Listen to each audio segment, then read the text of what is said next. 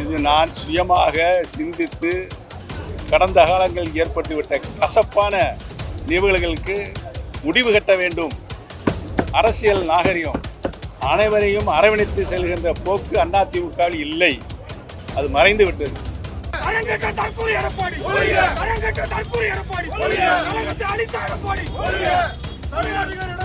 எடப்பாடி எந்த காலத்திலும் இனி அரசியலில் வெற்றி பெற முடியாத ஒரு சூழ்நிலையை அதிமுகவுக்கு உருவாக்கி இருக்கிறார். திமுக எதிர்க்கின்ற சக்தி இன்றைக்கின்ற அரசியல் சூழ்நிலையில் யாருமே இல்லை.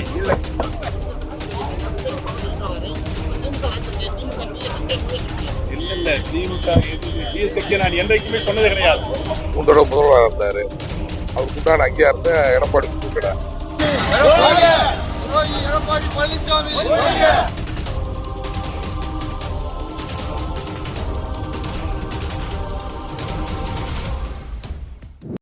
இந்த அந்தா என அறிவாலயத்தின் கேட்டை ஆட்டி வந்த ஓபிஎஸ் இதோ இன்று அறிவாலயத்திற்குள் நுழைந்து விட்டார்.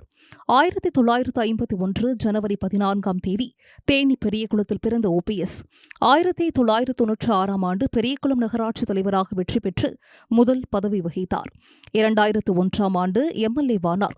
பிறகு நிதி, வருவாய்த்துறை, பொதுப்பணித்துறை அமைச்சராக இருந்துள்ளார். எதிர்க்கட்சி துணைத் தலைவராகவும் அவை முன்னவராக இருந்துள்ளார். கடந்த 2001ஆம் ஆண்டு அப்போதைய முதல்வர் ஜெயலலிதா சுப்ரீம் கோர்ட் உத்தரவை தொடர்ந்து தகுதி நீக்கம் செய்யப்பட்டதால் முதல்வர் பதவியிலிருந்து விலகினார். இதையடுத்து ஓபிஎஸ் முதல் முறையாக முதல்வர் பதவியில் அமர்த்தப்பட்டார். 2002ஆம் ஆண்டு மார்ச் 1ஆம் தேதி வரை அவர் முதல்வராக நீடித்தார். அடுத்த 2014ஆம் ஆண்டு ஜெயலலிதா சொத்து குவிப்பு வழக்கில் சிறைக்கு போனதால் மீண்டும் முதல்வர் பதவி ஓபிஎஸ்ஐ தேடி வந்தது. ஜெயலலிதா இறந்ததும் 2016ஆம் ஆண்டு 3வது முறையாக முதல்வர் பொறுப்புக்கு வந்தார் ஓபிஎஸ். அதன் பிறகு அவர் நடத்திய தர்ம யுத்தம், இரட்டை தலைமை மோதல்கள், எடப்பாடியால் அவர் கட்டம் கட்டப்பட்ட கதை, இவை எல்லாம் அனைவரும் அறிந்ததே. சரி, ஓபிஎஸ் திமுகவிற்கு வந்ததற்கு என்ன சொல்கிறார்கள் பெரியகுளம் மற்றும் போடி தொகுதி மக்கள்? பேரறிஞர் பெருந்தகை அண்ணா ஆரம்பித்த திமுகவில் தாய் கழகமான திமுகவில் மகிழ்ச்சியோடு என்னை இணைத்துக் கொண்டிருக்கிறேன். என்னை இணைத்துக் கொண்டிருக்கின்ற திராவிட முன்னேற்ற கழகத்தினுடைய தலைவர் மாண்புமிகு தமிழ்நாடு முதலமைச்சர் தளபதி அவர்களுக்கு என்னுடைய முதல் நன்றியும் வணக்கத்தையும் இந்த நல்ல நேரத்திலே தெரிவித்துக் கொள்ள கடமைப்பட்டிருக்கிறேன். இன்றைக்கு அரசியலில் அண்ணா காட்டிய வழி, கலைஞர் காட்டிய வழியில் அனைத்து மக்களையும் அரவணைத்து செல்கின்ற ஒரு அரசியல் பண்பாரோடு தளபதி அவர்கள் கட்சியையும் ஆட்சியும் வழிநடத்திக் கொண்டிருக்கிறார் என்பதை நான் நன்றாகவே உணர்ந்து திமுகவில் பெருமகிழ்ச்சியோடு நான் இணைந்திருக்கிறேன். அரசியலில் இன்றைக்கு ஒரு சர்வாதிகாரியாக ஆணவ போக்கோடு நடந்து கொள்கின்ற எடப்பாடி எந்த காலத்திலும் இனி அரசியலில் வெற்றி பெற முடியாத ஒரு சூழ்நிலையை அதிமுகவுக்கு உருவாக்கியிருக்கிறார். அம்மா அவருடைய மறைவுக்கு பின்னால் லட்சக்கணக்கான அனைத்து இந்திய அண்ணா முன்னேற்ற கழக தொண்டர்கள் இன்றைக்கு தளபதி அவருடைய தலைமையை ஏற்று திராவிட முன்னேற்ற கழகத்தில் தங்களை இணைத்துக் கொண்டிருக்கிறார்கள் என்று நாடு தளபதி அவர்களை உற்று நோக்கிக் கொண்டிருக்கிறது. ஒரு அரசியல் இயக்கத்தை அரவணைப்போடு எப்படி நடத்த வேண்டும் என்ற இலக்கணத்தோடு தளபதி அவர்கள் திராவிட முன்னேற்ற கழகத்தை வழிநடத்தி சென்று கொண்டிருக்கிறார்கள். அதே போல ஆட்சியில் கடந்த 5 ஆண்டு காலம் முதலமைச்சராக பொறுப்பேற்று அனைத்து நிலைகளிலும் அனைத்து துறைகளிலும் நின்று ஒரு சிறப்பான ஆட்சியை நாட்டு மக்களுக்கு அர்ப்பணிக்கிற நோக்கத்தோடு தளபதி அவர்கள் ஒரு நல்ல ஆட்சியை, சிறந்த ஆட்சியை, சீர்மிகு ஆட்சியை தமிழக மக்களுக்கு தந்து கொண்டிருக்கிறார்கள் என்பது, பல்வேறு சாதனைகளை அவர்கள் புரிந்து கொண்டிருக்கிறார்கள் என்பதை நாடு உன்னிப்பாக கவனித்துக் கொண்டிருக்கிறது.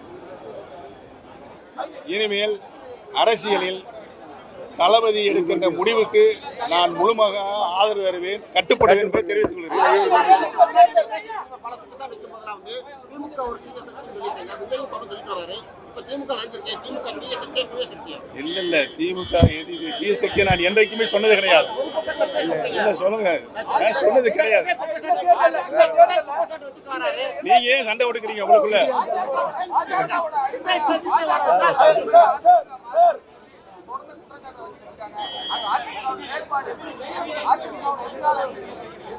அதிமுக எதிர்காலமே இனி இல்லை. இந்த தேர்தல் திமுக தலைமையிலான கூட்டணிக்கும் யாருக்கும் போட்டி நீங்க நினைக்கிறீங்க? இந்த 2026 சட்டப்பேரவை தேர்தல் திமுக தலைமையிலான கூட்டணிக்கும் யாருக்கும் போட்டி நினைக்கிறீங்க? திமுக எதிர்க்கின்ற சக்தி இன்றைக்கின்ற அரசியல் சூழ்நிலை யாருமே இல்லை. அவருக்கு கட்சி இருக்க விருப்பம்லாம் அது மாறி போயிருக்காரு. மாறி போன தப்பு எடுத்து இருந்திருக்கணும், மாறி போயிருக்கூடாது. ஆமா, இதுலயே அப்ப இருந்தது இப்ப மாறி போனாரு, தப்பு தானே. ஓபிஎஸ் வந்து திடீர்னு திமுக இணைச்சிட்டாரு. எதுல ஒன்னாலும் போகட்டும், அவரை பத்தி பிரச்சனை இல்லை. நாங்க வந்து ரெட்டலை அப்ப இருந்து அவரு இப்ப திடீர்னு 3 தடவை முதலமைச்சர் வந்துட்டு இப்ப அங்க போயிட்டாரு. அதை பத்தி என்ன? அதை பத்தி நமக்கு தெரியாது. நாங்க வந்து ரெட்டலை அவர் ஜெயிக்கல வேற பக்கம் போறாரோ போகல அது நமக்கு தெரியாது. நாங்க வந்து ரெட்டலை ரொம்ப சந்தோஷம் எங்களுக்குலாம். கட்சிக்காரங்க தான் அவர் அண்ணாதிமுக இருக்கும்போது அண்ணாதிமுக வளர்ந்துச்சு, நல்லா டெவலப் பண்ணாரு, கட்சி டெவலப் பண்ணாரு, உதயம் பண்ணாரு. திமுக ரொம்ப சந்தோஷமா இருக்கு. என்ன காரணம்னா அவர் கிடைச்ச அங்கீகாரம் கரெக்டாக கிடைக்கிறது. கர்நாடக கஷ்டப்பட்டாரு, 3 தடவை முதல்வராக இருந்தாரு. அவருக்கு உண்டான அங்கீகாரத்தை எடப்பாடி கொடுக்கல. அவர் என்ன செய்வார்? அவரோட வாழ்க்கையை பார்க்கணும். அவர் மக்களை துண்டு செய்து ஆசைப்பட்டாரு. வேட்டு கூட கட்டக்கூடாதுன்னு சொல்லி கஷ்டப்படுத்துறாங்க அவரை. அவர் எங்க போவார்? அவரு தாய் கழகத்துக்கு வந்திருக்காரு. நாங்கள் மனப்பாக எடுத்துக்கிறோம். முடிவு அவர் அடுத்த அப்படி சரிதான் அவருக்கு. ஏன்னா அவரு கேட்டு பார்த்து இடம் இல்லைங்கும் போது அவரை துரோகி அது இதுன்னு சொல்லிட்டு திருப்பி அதில் போயிருந்தா சேர்ந்துட்டாரு. இல்ல பெரியவளத்துக்கு அவரு திமுக சேர்ந்தாலும் ஏதாவது நல்ல நாடகம் பண்ணிக்கிறீங்களா? செய்யல, இனிமேல் செய்வார் நம்பிக்கை.